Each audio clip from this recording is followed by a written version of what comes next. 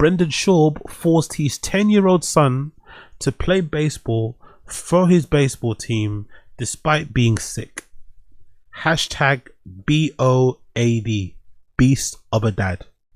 Brendan Schaub forced his 10-year-old son to play for his baseball team despite being sick. Saturday, Boston had football. Tiger had 2 games, and then Sunday had 2 games. Tiger balls out on Saturday, right? Balls out, and then we're driving home. He throws up in the truck, threw up in a bag. Little flu. I've been on the weather, so I don't know what he had going. I thought maybe he ate a bunch of sugar or some shit. Yeah. We get home that morning, throws up. I'm like, oh man, he has a fever. I'm like, your teammates are counting on you, buddy. We got to win one. We're in the championship. He goes, really? And I go, yeah, dude. I played some of my best games when you're sick. Here's some vitamin B1. Yo, big up Brad Atco. Seeing AZ's brain slowly get tired of constant Babaverse commentary is crazy. I don't think that's true. I don't think I'm getting tired of Babaverse commentary. I just get tired of hearing my own voice. It's weird because I think that's one of the maybe blockings or stumbling hurdles I have in terms of like really making all this content shit. I've got too much self-awareness.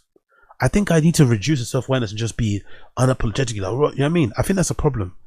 I have a tolerance for my own voice, even, if that makes sense. I don't think you should do, if you're doing content, you should think you're the smartest person in the room. You should also think that your voice is important. You should think that no, people actually need to hear what I have to say. You know, I need to be here all the. I mean, you got to have that level of like self-importance and delusion. I don't have that. I'm a little bit too self-aware, too self-conscious. I think I have to reduce that. Then I'll fucking really ascend.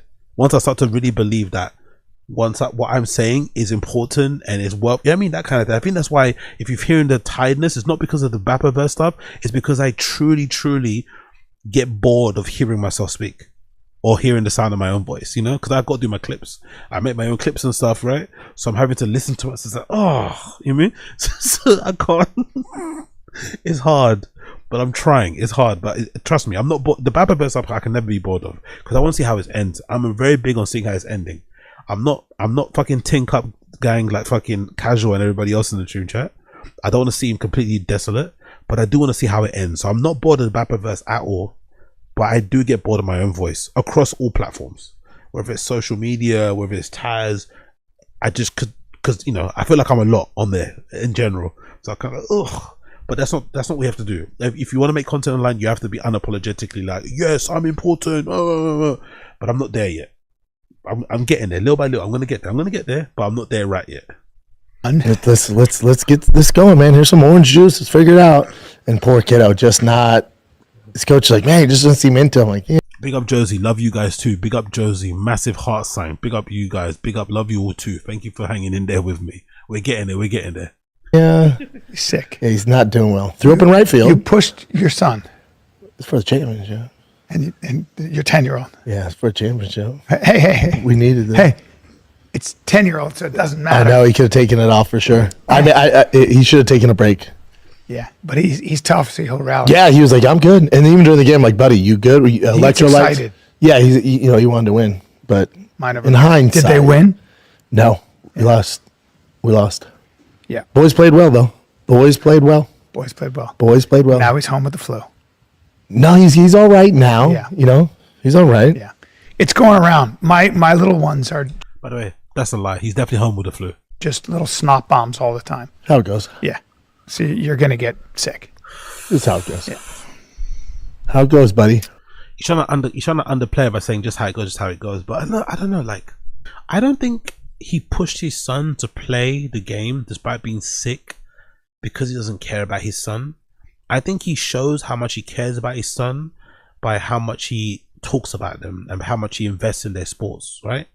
I think in his head he's demonstrating a form of love and support by always being there for them, supporting them, taking them to game, all this sort of shit. But it is crazy to push your son to play sports while they're sick. It just is. Especially considering that I always felt like, again, this is just my understanding of things, right? So please forgive me if I'm wrong here.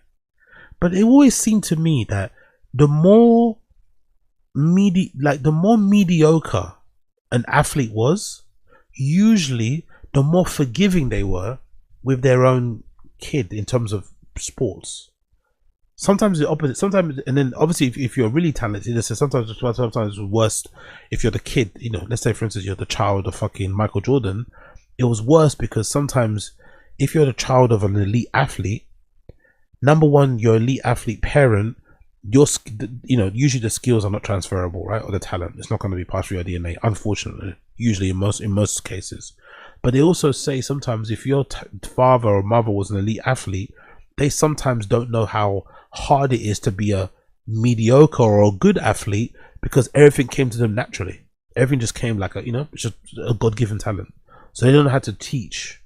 And sometimes they don't have to teach, they don't know how to approach you, how to talk to you. So it's kind of there's a bit of a block there to understand like the struggles of the average kind of athlete. But sometimes if you're a lower level, you can have a lot more patience and understanding because you know how hard it was for you to get to where you got to. Even though you achieved a lot with your limited talent, you know how hard it was to get there, how much you have to sacrifice, how much you have to lose, the pain. So you can sometimes be a lot more understanding, have a little bit more compassion, you know? So maybe a Michael Jordan would want his kid to play when they're sick because, yeah, I played for fucking 7 seasons with a bro. I mean, you say that just. But for Brendan to be, I think someone again in the comments said something like one of the clips I made, oh, Brendan wasn't a mediocre athlete. I think he was. He fought in the UFC. I'm not saying he wasn't a fighter, and I don't say he can fuck most people up. But in terms of an athlete, he's not really demonstrated much in terms of his breadth of sports. And when we see him play sport like just a regular thing, you can see where he looks horrible. Like you take a average footballer now that's like in their 60s, even if he's got a beer belly. Like I remember there was a clip going around of Mark Hughes, former Manchester United legend, right? Mark Hughes. Also plays for Man City and managed them as well. But there was a clip of Mark Hughes finishing like a half volley in training one time that went viral. And I think at that time he was like 60 plus. Yes, he's older, but you can still see the tech is there. So I think if you're an athlete, yes, you might look older. Yes, you're a bit stiff, whatever. But if people can still see the you got the fundamentals. Like you would definitely play sports. You see Brendan bouncing a bicycle. Bicycle. You see Brendan bouncing a fucking basketball. Horrible. You see Brendan running against Chappelle. Horrible. Like, I don't think he was a good athlete or high level athlete. I don't think so personally. I think it goes to show because all your levels of sports, I think in America especially, I think America have a real good, you guys are really good at spotting talent, you know, athletic wise. If Brendan was as good as he says he was, I was a beast, I was an animal, I had the fight, I had the fire.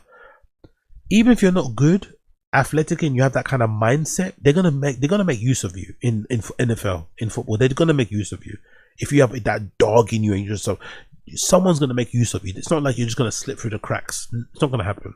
So the fact that he did shows to me that he's not high level. So I just would think, being the person that he was, having the career that he was, he'd be a lot more understanding of his son, you know, like just pull it back a bit. But it's actually the opposite. But again, I don't think he's doing it because he wants to be a bad dad. I think he's doing that because he thinks that's how you show love. It's just like, your kid was sick and you made them play. Huh? Like, what? Especially at that age. Like 10 years old. Do you know what 10 years old look at when they're sick? They look very sickly. They look very, very sickly. They look very, very sickly. I think when you're a teenager, you can probably push through. But I think if you're 10 and you're sick, you're sick. You know? You're getting that child that you're sick, bro. It's just a weird thing to do to a kid. Very, very strange. Especially if they're the best player on the team. You want them to do well. It's an important game. It's like, that ain't gonna work, mate. You know, that's not gonna work the way you think it's gonna work.